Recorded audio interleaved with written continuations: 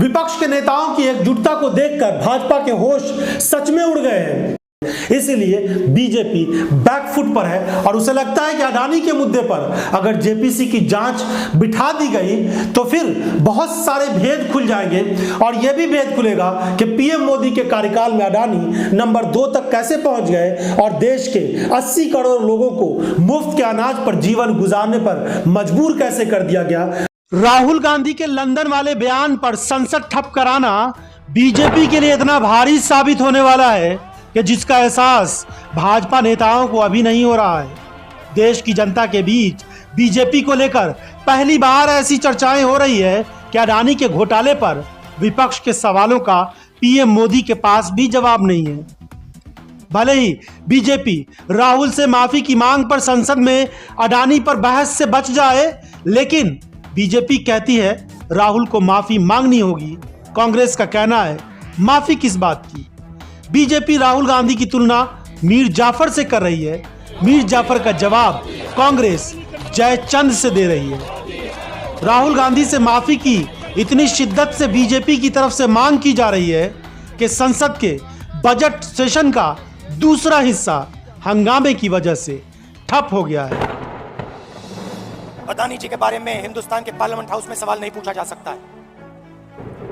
हम पूछेंगे, एक बार नहीं हजारों बार पूछेंगे, रुकेंगे नहीं जब तक सच्चाई नहीं निकलेगी। अडानी जी की सच्चाई नहीं निकलेगी तब तक हम नहीं रुकेंगे। मैंने सिर्फ सवाल पूछा, भैया बता दो रिश्ता क्या है, और मैंने ऐसे फोटो दिखाई, उसमें नरेंद्र मोदी जी ऐसे बैठे। बड़ी अजीब और विचित्र स्थिति है कि सत्ता पक्ष के लोग ही संसद को चलने नहीं दे रहे हैं। जी हाँ, कभी कभी ऐसा नजारा भी देखने को मिलेगा, ये किसी ने सोचा भी नहीं होगा। सत्ता पक्ष के लोग हमेशा ये सोचते हैं कि सुचारू रूप से संसद की कार्रवाई चले, लेकिन राहुल गांधी माफी मांगे और इसको लेकर भाजपा के नेता संसद में लगातार हंगामा कर रहे हैं। मगर उससे बड़ा मुद्दा अडानी का है, जिसको लेकर विपक्षी पार्टियां जबरदस्त तरीके से सरकार पर दबाव बना रही हैं कि इस मामले में जेपीसी का गठन किया जाए और इसकी जांच निष्पक्ष तरीके से की जाए। लेकिन सरकार इस मामले में शायद डरी हुई है। तो क्या प्रधानमंत्री नरेंद्र मोदी राहुल गांधी से डर गए हैं और भारतीय जनता पार्टी को राहुल गांधी से डर लगने लगा है? विपक्ष के नेताओं की एकजुटता को देखकर भाजपा के होश सच में उड़ गए हैं, क्योंकि जिस तरीके से अडानी के मुद्दे पर विपक्ष के नेता एकजुट होकर जेपीसी की मांग कर रहे हैं, लगभग 2 दर्जन के करीब ऐसी पार्टियां हैं जो इस मामले में कांग्रेस के साथ जुड़ करके विपक्षी एकता को मजबूत करके सरकार पर दबाव बना रही है। लेकिन बड़े आश्चर्य की बात है कि सरकार इस मामले में टस से मस होने को तैयार नहीं है। कुछ लोग अब ये कहने लगे हैं कि ऐसा नहीं लगता है कि वो अडानी के मामले पर जांच की मांग कर रहे हैं, ऐसा लगता है कि वो अडानी नहीं मोदी से लड़ रहे हैं। अब पूरी भारतीय जनता पार्टी एकजुट होकर एक ही मुद्दे पर अड़ी हुई है कि राहुल गांधी संसद में आए और माफी मांगे।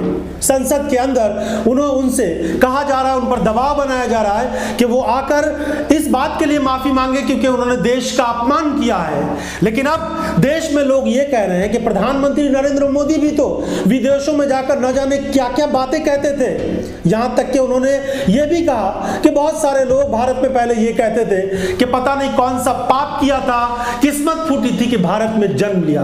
इस तरह की बहुत सारी बातें कई देशों में जाकर, दुनिया भर के कई देशों में प्रधानमंत्री ने यह बात कही। तो क्या पीएम मोदी भी माफी मांगेंगे?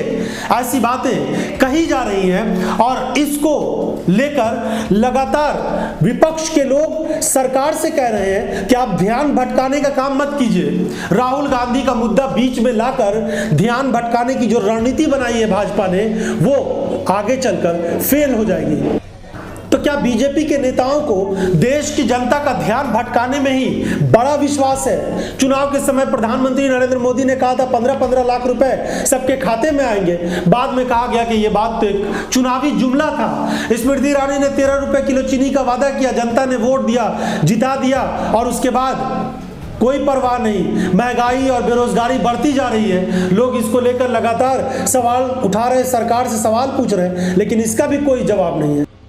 इन तमाम समस्याओं के बीच अगर राहुल गांधी एक बड़ा मुद्दा बन जाए और कहा जाए कि वो माफी मांग लेंगे तो देश की सारी समस्या का समाधान निकल जाएगा, तो ये अजीब हालत है बीजेपी नेताओं की।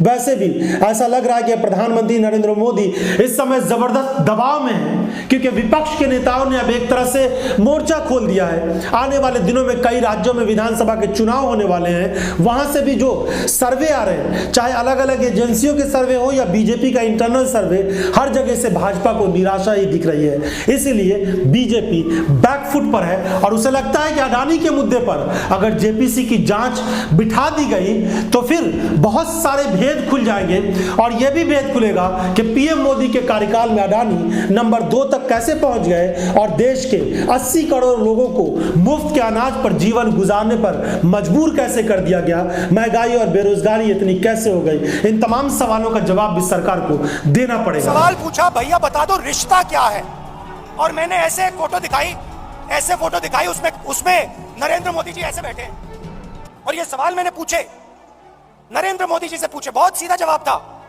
कोई रिश्ता नहीं है। सिंपल सा जवाब था। हमने पूछा रिश्ता क्या है, नरेंद्र मोदी जी कह सकते थे कोई रिश्ता नहीं, मगर रिश्ता है। अदानी जी और मोदी जी एक हैं,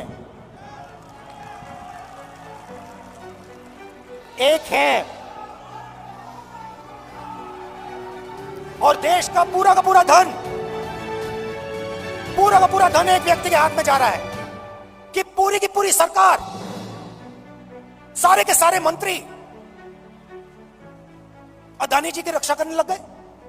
सवाल यह उठता है, रक्षा क्यों कर रही है? क्या है इस अदानी में जो बीजेपी और आरएसएस को, सब मंत्रियों को इसकी रक्षा करने की जरूरत पड़ रही है? अगर आपको भी लगता है कि राहुल गांधी पर इतना हंगामा मचाना, संसद की कार्रवाई को ठप कराना सही नहीं है, बीजेपी राहुल गांधी को लेकर इतना कुछ अगर हंगामा कर रही है तो उसके पीछे सिर्फ ध्यान भटकाने की ही राजनीति है, अडानी से ध्यान भटकाना असल मकसद है। तो अपनी राय कमेंट बॉक्स में जाकर जरूर दीजिएगा। बहुत बहुत धन्यवाद।